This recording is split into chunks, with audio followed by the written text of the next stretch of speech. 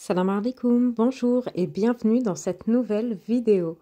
Après avoir vécu 6 ans à Tanger puis 3 ans en camping-car à parcourir principalement les routes du Maroc mais aussi de la Mauritanie et du Sénégal, nous avons vendu il y a quelques jours notre maison sur roue, notre camping-car à Casablanca et nous sommes venus aussitôt à Tanger où nous avons pris une chambre d'hôtel aux portes de la Médina. J'avais 2-3 paperasses à régler et j'en ai profité pour aller voir une amie avant de quitter le Maroc.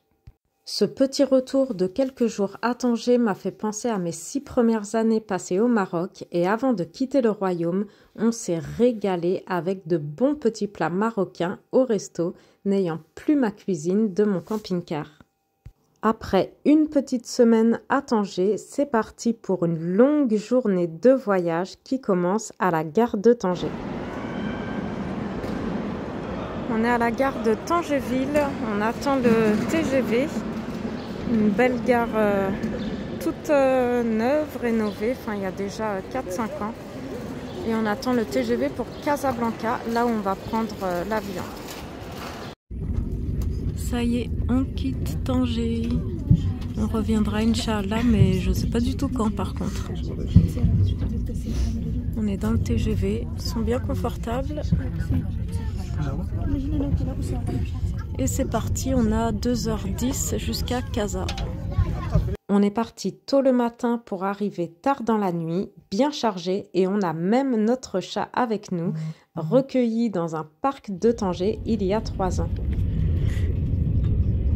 Donc là, on prend le train, puisque à l'aller pour faire Casa-Tanger, on avait pris un grand taxi, mais on avait énormément d'affaires.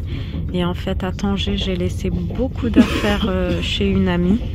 Et c'est un voyageur que je connais depuis 2 ans maintenant qui va me remonter des affaires. Et là, du coup, on est beaucoup moins chargé. Donc, cette fois-ci, pour aller à l'aéroport de Casa, on prend le LGV, ligne grande vitesse. Et ça nous est revenu à 24 € pour moi. Pour adultes, 246 dirhams. Et pour les mineurs, pour les enfants, c'est 50 dirhams. Ça fait à peine 5 €. Et on a le chat aussi, 50 dirhams, 5 €, le même prix qu'un enfant, 5 € pour le chat. On est arrivé à Casa, après une semaine à Tanger, de retour à Casa. Et là, on va prendre un grand taxi. On a pris un porteur là-bas parce qu'on est blindé, chargé quand même. Et grand taxi, direction l'aéroport maintenant. Mais ça va, on a le temps, on est largement en avance. Ça y est, on est dans le taxi. Alors les taxis au Maroc, ça coûte vraiment pas cher, sauf dans les gares et aéroports. Là, on va de gare à l'aéroport. Du coup, on paye 350 dirhams, ça fait à peine 35 €. Et bon, c'est pas grave. Et qu'est-ce que je voulais dire? Et ben, ça me fait le même prix du coup que Tanger-Casa à Casa l'aéroport. On en a à peu près pour 30 minutes de route puisque c'est en périphérie de Casa. Et voilà, de toute façon on a compté large, donc pas de pression, on n'est pas pressé et on peut prendre notre temps. Et puis on prendra le temps de manger aussi puisqu'on n'a pas mangé.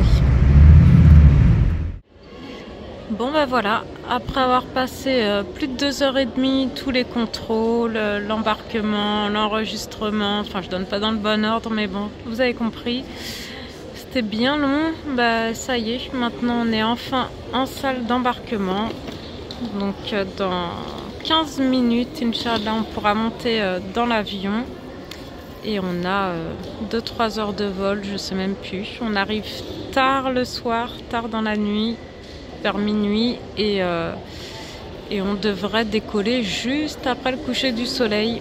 Je sais pas ce que ça va donner mais j'aimerais bien voir le coucher de soleil quand même et j'espère qu'on va pas décoller quand il fera déjà nuit en tout cas.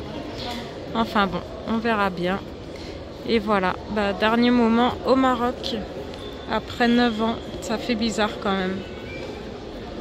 Et oui, après 9 ans au Maroc, quitter ce beau pays qui m'a si bien accueilli et où j'ai tant appris et évolué me rend plutôt triste. Ma fille qui a 15 ans a passé plus de temps ici que dans son pays natal, la France.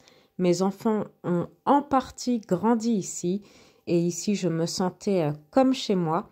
Alors que quand je suis arrivée ici m'installer en 2015, je n'étais jamais venue auparavant. J'ai rencontré au Maroc des personnes formidables et bienveillantes. Je m'y suis toujours sentie bien et en sécurité, même en tant que maman solo. J'ai découvert des lieux et des paysages à couper le souffle, surtout ces 3 dernières années en vivant à plein temps en camping-car. J'ai pu pratiquer librement et sereinement ma religion. Je garde que de très bons souvenirs de ces 9 ans au Maroc qui restera toujours dans mon cœur. Et aujourd'hui, c'est direction la France que nous allons. Première étape, aller chez mon père en attendant de trouver un nouveau véhicule, une nouvelle maison sur roue, car le Maroc, c'est fini, mais pas la vie nomade.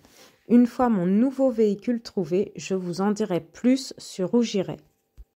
La France. 5 ans que je n'y ai pas mis les pieds et 9 ans que je n'y vis plus.